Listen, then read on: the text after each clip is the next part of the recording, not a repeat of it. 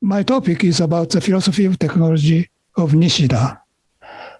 The title of my presentation is Technology as a Creative Character of Basho.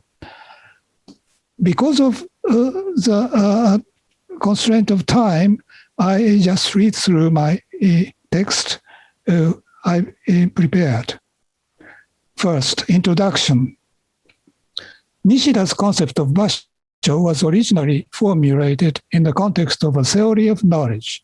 It was considered to be a most basic framework from which every conceivable factors emerge and which was characterized as a place of absolute nothing, in which everything conceivable is subsumed. The concept of Basho was later formulated with a more concrete concept of historical world in which subject and object, or human and non-human factors, relate with each other in a dynamic and contradictory way, and where poiesis or creative activities play a central role. According to Nishida, poiesis is a species of techne, and the world of poiesis is the world of homo faber. In this context, Nishida characterized the creative nature of the historical world as technological.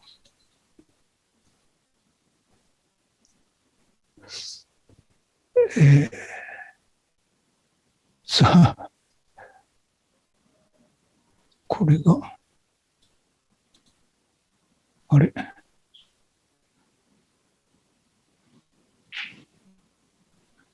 上が消えないなこれ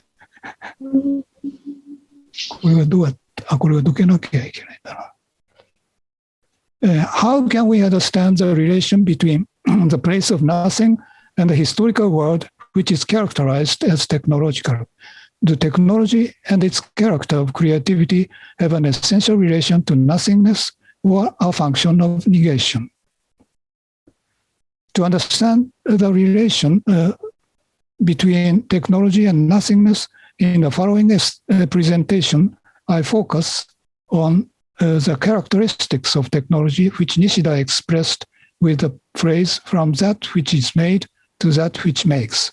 作られたものから作るものへ。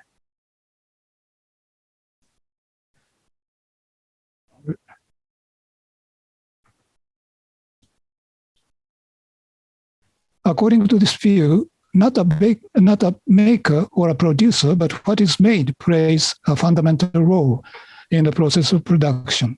This means the role of makers or producers must be once negated in the process of creative productions. Through these discussions, I hope I can show that Nishida's view of technology implicates an alternative to the traditional view in which producers is given a central role, and it also gives us an important clue for understanding various problems related to the development of modern technological civilization, such as climate change and pandemic. My presentation consists of three points. First, from that which is made to that which makes. About this theme, in the previous presentations in the morning, many things were already discussed, but I tried to formulate it. And following two topics are related to this main theme. From that which is made to that which makes, I begin with a citation of Nishida. The historical world is a world of production and a world of creation.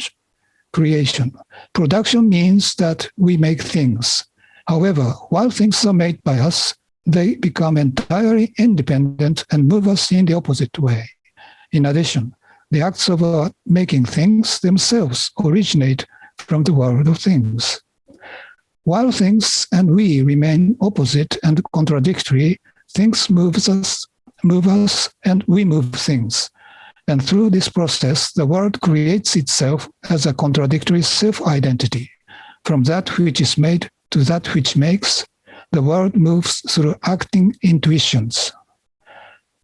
We are able to make things because we are productive elements in the productive world and creative elements in the creative world. End of quote.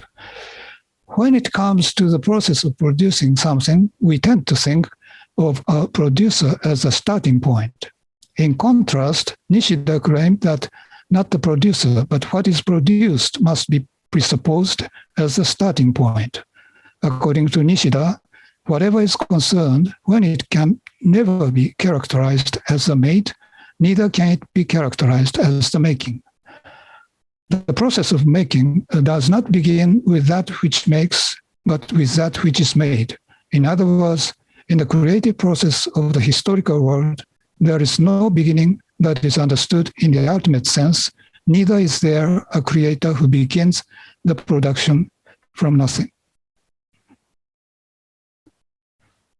On the other hand, one might think that the starting point of production is the purpose that leads the process of production. According to this view, the teleological structure is to be considered the character of productive activities. However, if we follow the expression of Nishida, even if the purpose is realized and something is made, we cannot think that the process of production ultimately stops there, because it's always the case that from that which is made begins the process of making. As to the end of the process of production, we cannot think of an ultimately final point, neither can we think of a producer who is entitled to determine what is the end of the process. The creative process has neither a beginning nor an end. There is no producer who determines the beginning or the end of the process of production. These are Nishida's characteristic view of technology and the ultimate reality. The fact that the historical world has neither the beginning nor an end means that there is nothing that moves it from outside. Therefore, in this world, this world moves by itself. What makes this self-movement possible is the contradictory relation between various factors in it and the relation between each factor and the whole of the world. The creative process has neither a beginning nor an end. There is no producer who determines the beginning or the end of the process of production. These are Nishida's characteristic view of technology and the ultimate reality. The fact that the historical world has neither a beginning nor an end means that there is nothing that moves it from outside.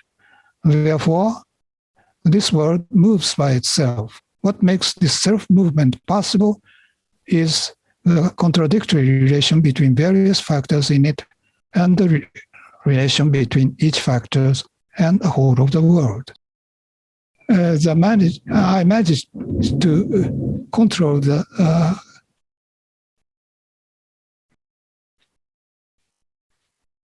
it's very complicated. It seems to be complicated.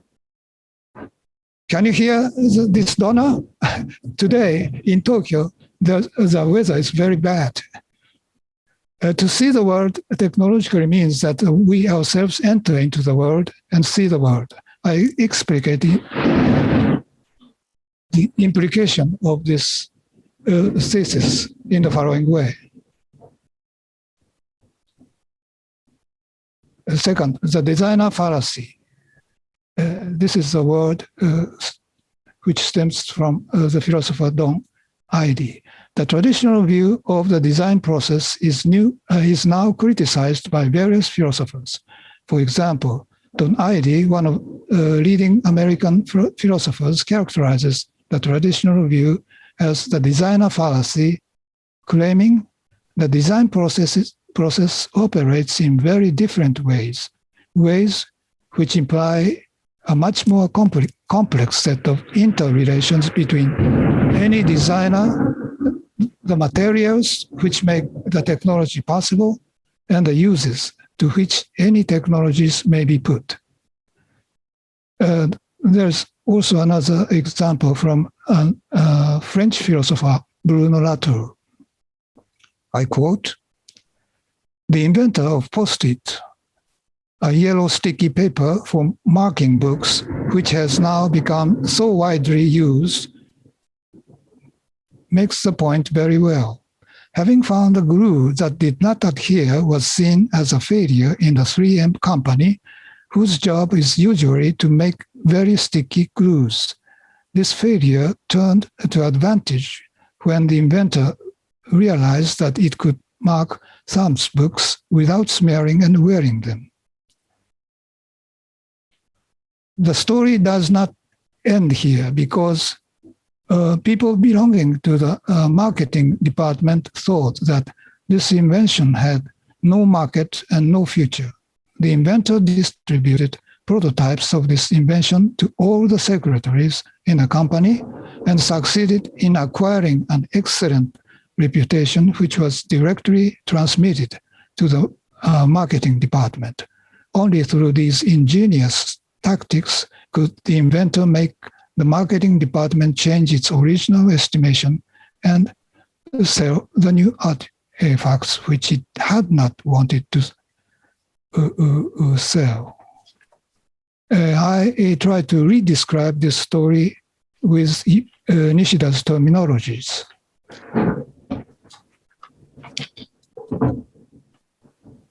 First, a newly invented glue, which was at first seemed to be a failure, began to show a new expressive 表現的 character to an inventor who wanted to mark thumbs books without smearing and wearing them, and motivated him to use it in a new context. This process can be characterized as a process of the negation of the first context in which an invented product was estimated as a failure, and the emergence of the new context in which the product began to have a positive evaluation. Nishida characterized the process in which an action is brought about by expressive things as acting intuition. Second, what is especially conspicuous in this case is that the process of finding the new way of using a product is nothing but the process of making a new type of artifact. Nishida emphasized that the negation of things through acting intuition is not a negation for its sake, but that the negation is necessarily an affirmation. In other words, consumption is already nothing but production. What is remarkable is that Nishida described these characteristics in a very impressive and idiosyncratic way. For example, he said that things that are formulated through expressive actions have the function of production by consuming themselves and negating themselves. This is a process of being born through dying. In this context, Nishida emphasized the temporal or historical character of our creative action, which include necessarily a function of negation.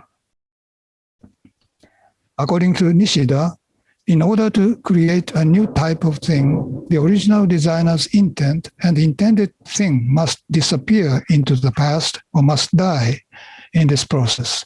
To make things work, human factors must negate themselves and die once to make things work. I think no one has ever expressed criticism of the designer fallacy with such impressive words as Nishida has done here.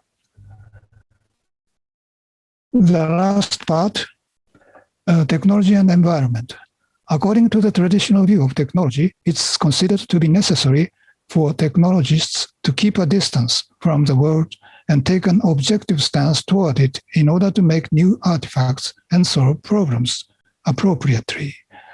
In this case, it's clear that humans are considered to be located outside of nature upon which they act and in which they interfere. According to Nishida, this way of characterizing technology, which has been dominant in modern thought, not only misses the mark, but understands the essence of technology totally from the opposite direction. Nishida repeatedly emphasized that nature is also included in the historical world and is inseparably related to us as human beings. This means nature must be considered not as an object, but as an environment in which we are working and in which we act upon it. And the relation between us and the natural environment is characterized as contradictory as well as interactive. According to Nishida, technology is always embedded in a certain environment so that when we are engaged in producing things, we inevitably change the environment and the environment changes us in the opposite way. Action is inevitably followed by reaction. The more powerful creative technologies are, the more powerful the reactions are. When we consider the contemporary situation in which we live, it's clear that we are beginning to feel the reactions of the whole globe, even in our everyday lives. For example, almost every year we experience abnormal weather, and we cannot but feel the influence of the climate change or global warming. That means we cannot but admit that the whole globe is playing an important role as an influential actor in our historical world. Scientists are now beginning to talk about a new geological age called Anthropocene. Perhaps we can add the pandemic we are now globally experiencing as another typical example of this situation. If we consider these circumstances in our contemporary age, we cannot but confirm that Nishida's philosophical theses are beginning to have an actual meaning, because it seems now already natural to think that our historical world has a self-negating character of a contradictory self-identity, and that our world of everyday life remains a world of true crisis, however highly our technologies might develop. Thank you very much for your attention.